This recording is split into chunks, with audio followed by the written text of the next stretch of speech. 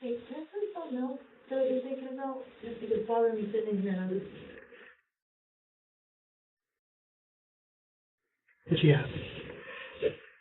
A 35-year-old woman named Cassandra Waller is sitting in front of you at the Pensacola Police Department. She is being questioned about the recent disappearance of her girlfriend Taylor Wright. Before we can understand this questioning, we need to look at what happened earlier. We need to go back about 10 days to September 8, 2017, at around 10 in the morning. A 36-year-old woman named Taylor Wright was waiting at the front door of her and her girlfriend's house for her friend Ashley McArthur to come pick her up. Taylor's girlfriend Cassandra Waller saw Taylor get into Ashley's car and drive away. The two girls were heading out to run some errands together. But after a few hours, Taylor began sending messages back to Cassandra that caused concern.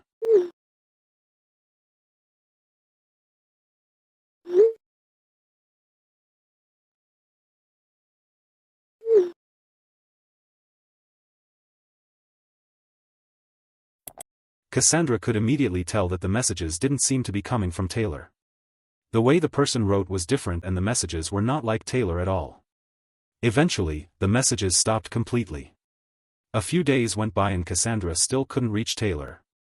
So she spoke to Ashley, but Ashley said that Taylor went home after they went shopping.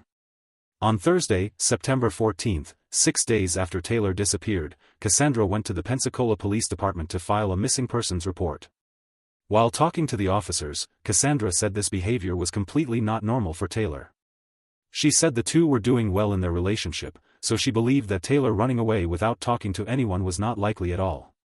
She also said that normally Taylor was very active on social media and very quick to respond to calls or texts. Yet Taylor had not been answering or using social media at all. For days after filing the report, on September 18th, Cassandra was contacted by police and asked to come back to the Pensacola Police Department for an interview. So that's exactly what she did. Investigators had no evidence at this point, so following normal police protocol, they focused on trying to remove Taylor's girlfriend as a suspect first. They began the interview by setting up the room to immediately put pressure on Cassandra. They did this by positioning themselves between the door and Cassandra. This is a simple but effective technique that makes Cassandra feel like she needs to go through them to leave the room. Not only that, these officers strategically placed their handcuffs on the table directly in front of Cassandra. This can also be an effective move to show her that they are ready to make an arrest if they need to. Also, before entering the interrogation room, the investigators had already asked Cassandra for her cell phone. They hadn't yet had the chance to search through it, so they decided to bring it into the room with them and use it as a tool to dangle in front of her. If you're enjoying this story, kindly do us a favor and subscribe to our channel. It is free and won't cost anything, but it means the world to us. We're just a small channel trying to grow. Thank you and back to the video. This is your personal cell, correct? Okay. If you're okay with that, just sign right there. After getting written permission to search Cassandra's phone, one officer leaves the room and starts looking through its contents while the other officers continue asking questions. The last day that y'all were together, can you kind of walk me through that day?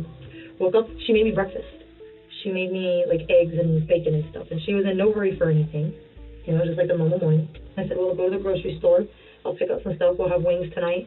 And that was that. She was like, okay, well, Ash is coming over. We're going to go to Ash's bank, and we're going to pick up my money and stuff out of the safety deposit box. So as I was getting in my car, Ash had pulled up, and I was like, all right, you know, we hugged, we kissed. Said, love you. I went my way.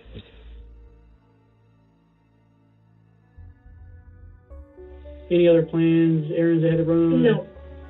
But when Taylor wouldn't text me back, I texted Ash, and I was like, Ash, like, where are you guys at? Because I thought that they were just going to run to the bank. That's the only thing I knew of that day. Finally, Ash called me, and Ash was like, hey, we're up at my mom's house, which is up in Milton. They own a farm. She was like, you know, Taylor's broke down and cried twice today. I'm like, what is going on? Ashley would have the capability or the means to harm. I don't know that well. I can't answer it. I don't know. Just a second, okay? The officers then decided to step out of the room briefly to discuss some interesting information that the first officer found while searching through Cassandra's phone. Cassandra then suddenly realizes something about Ashley's possible reason for doing this. Hey, can I tell you something else that you're thinking about? Just because it's bothering me sitting in here and I'm just... What you have? So, Taylor, it seemed like she was getting paranoid. She was talking about how she felt like something just wasn't right with Ashley. She wasn't sure if Ash had her money or not. Because Taylor had been trying to get the money out of Ash's safety deposit box, Taylor said, for like 4 or 5 days. And I was like, Taylor, she's probably been really busy. She goes, no, Cass. She goes, like, I'm telling you, something just doesn't feel right with me. I don't want to think this, but, like, I want to give you guys, like, whatever you guys need. I could be so wrong. No, I'd rather you be wrong and have a feeling or know something to tell us. I don't want Ash to be mad at me, though, because I, like, maybe accuse her or something. Ash didn't even know anything. Cassandra goes on to explain that Taylor had given Ashley a cashier's check for $34,000. Taylor did this after finding out that Ashley had a safety deposit box, so Taylor was just having Ashley put the check in the box for safekeeping. At this point, officers still hadn't moved from treating this as a missing persons case to treating it as a homicide investigation. However, this new information about a large amount of money made them believe that something more serious could be going on. The first move was to get a warrant and search through Ashley McArthur's bank account records. They contact her bank, Wells Fargo, and quickly find out that Ashley doesn't even have a safety deposit box. But she recently deposited a check for $34,000. After reviewing the records, they found that Ashley actually transferred all that money into several different accounts in her name. She left her main account at Wells Fargo with a balance of $0. This happened less than 24 hours after the money was made available to her. Investigators were also able to get the actual check that Ashley deposited. The check has Taylor Wright's signature on it. However, when comparing that signature to any of Taylor's other signed documents, it looks like it was forged. After making these discoveries, investigators felt they were likely on the right track to uncovering what happened to Taylor. So they got a warrant to request Ashley McArthur's cell phone usage and location history from her service provider. While reviewing this information, they found that on the evening Taylor went missing, Ashley's cell phone was pinging off towers that match a large farm property that belongs to her family in Cantonment, 30 miles away from where the two said they would be in Milton. Investigators quickly got a warrant to search this property, hoping to find any physical evidence linking Ashley to Taylor's disappearance. Throughout all of this, officers had only spoken to Ashley one time. Ashley was calm, cool, collected, and even somewhat happy or flirty. Officers chose not to tell Ashley any of their initial discoveries and let her tell her story. If you're enjoying this story, kindly do us a favor and subscribe to our channel. It is free and won't cost anything, but it means the world to us. We're just a small channel trying to grow. Thank you, and back to the video. Do you know who harmed Taylor? No, I don't. I don't believe Taylor's been harmed. I think Taylor's doing what Taylor does. I mean, this is a pain in the ass for me, Sure, you know? Sure, yeah, all of us. But I mean, it really is, because like now, I'm stuck with all of her stuff at my office. The officers took note of the sequence of events she told them and let her go. However, after getting the search warrant to search the farm property, investigators asked Ashley to come back to the police department for a second interview. This time they arranged to have a search team search the farm property while they questioned Ashley, leaving Ashley completely unaware this is happening. Before we ask you any questions, you have the right to remain silent. Anything you say can be used against you in court. You understand that? We found some bank records that drew some questions. Can you tell me anything about you and Taylor and any sort of involvement with any businesses?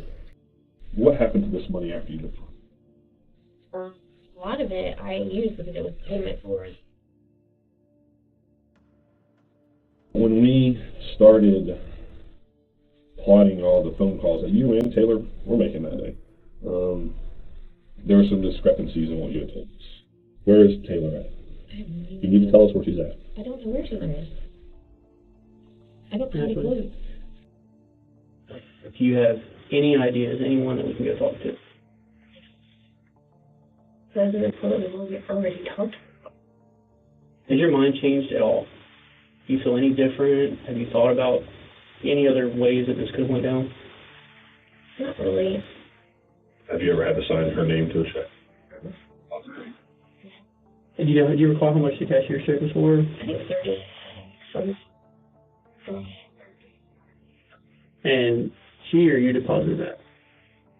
I actually deposited all the checks for her. Where's she at? I don't know where she Where's is. her body at? I don't know where she is. She's dead, though. We I know don't that. believe that. So you're the only one that was with her on this day at this farm that you did not disclose to us. I didn't do anything to I'll tell you her. this, if she's at that farm, we're going to find her because we're executing a search warrant out there right now. Well, I want to go back to the cow stuff. This right. It totally could be explainable. That's why. Yeah, that's why. I think this is the... Do you know whose signature that is? It says Taylor's name, but it doesn't really look like her signature. Would you have maybe wrote her name on there by chance? Probably not. Is that clearly Taylor's signature?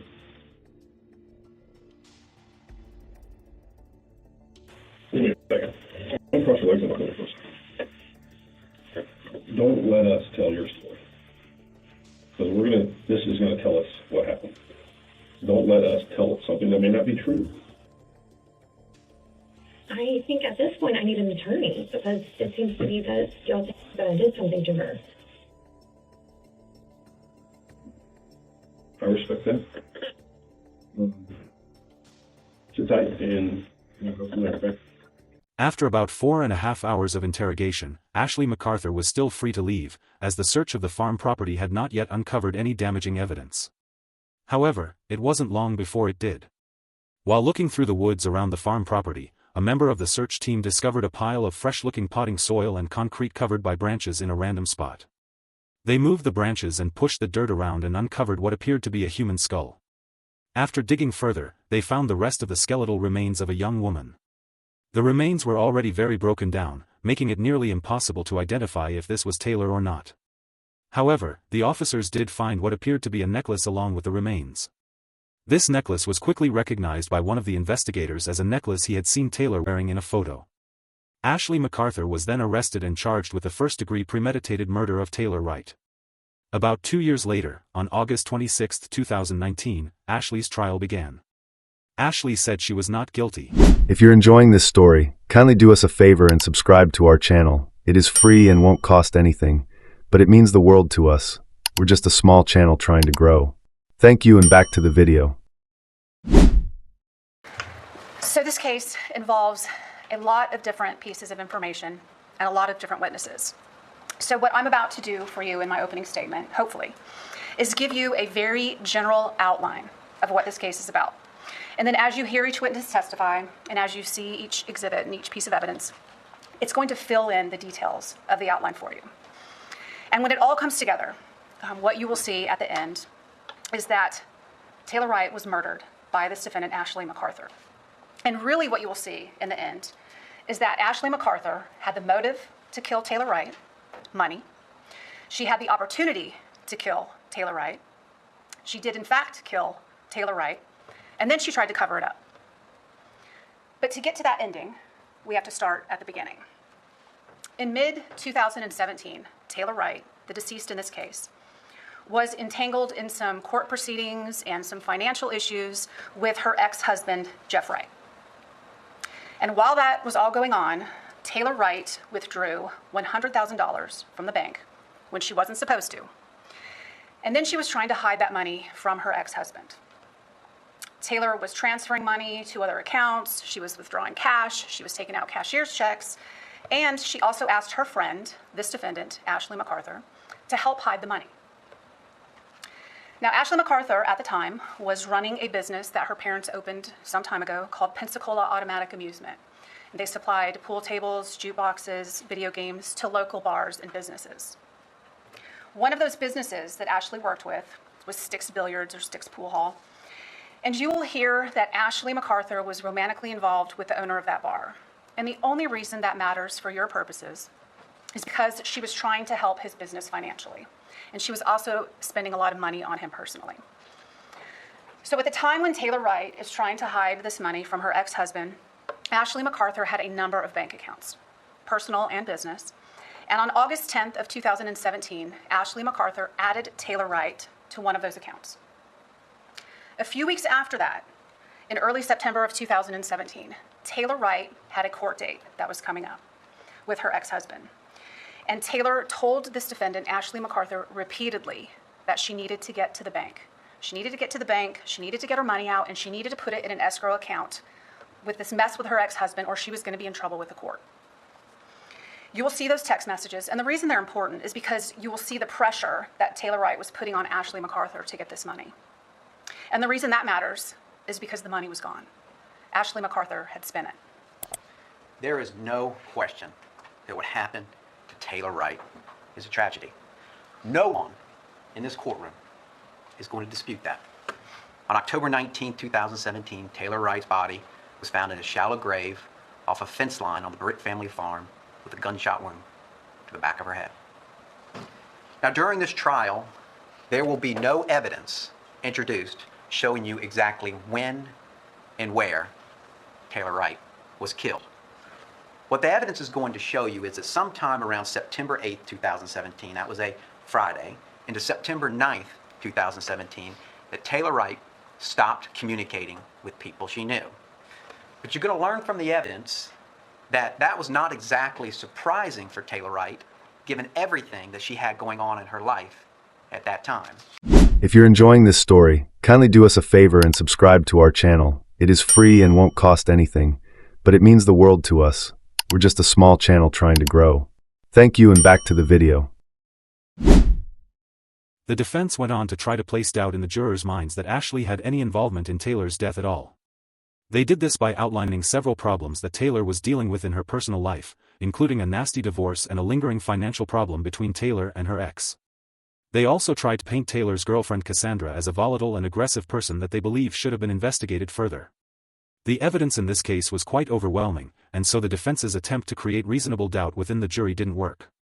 Ashley's trial only lasted 4 days, including jury deliberation. On August 30th, just after 2 in the afternoon, Ashley McArthur received her sentence. Let's bring the jury in. You have a pen, Renee?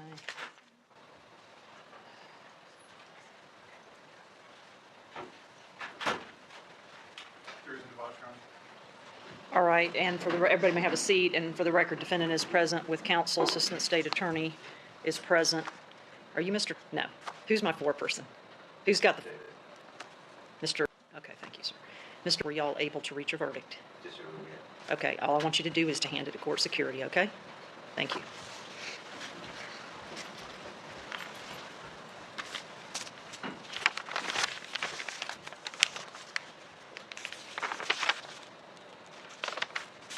I'm going to hand it to the clerk to publish. Yes. In the Circuit Court in and for Escambia County, Florida, State of Florida versus Ashley Britt McArthur, case number 1717CF005844A. Verdict as to the charge in count 1, we the jury find the defendant Ashley McArthur guilty of first-degree premeditated murder with a firearm as charged in the indictment. So say we all, or person dated August 30th, 2019. Is this your individual verdict as well as the verdict of the jury as a whole? Yes, ma'am, it is. Is this your verdict? Yes, it is. Is this your verdict? Yes, it is. Is this your verdict? Is this your verdict? Is this your verdict? Yes, it is. Is this your verdict? Yes, it is. Is this your verdict? Yes, it is. Is this your verdict? Yes, it is. Ashley McArthur was sentenced to life in prison.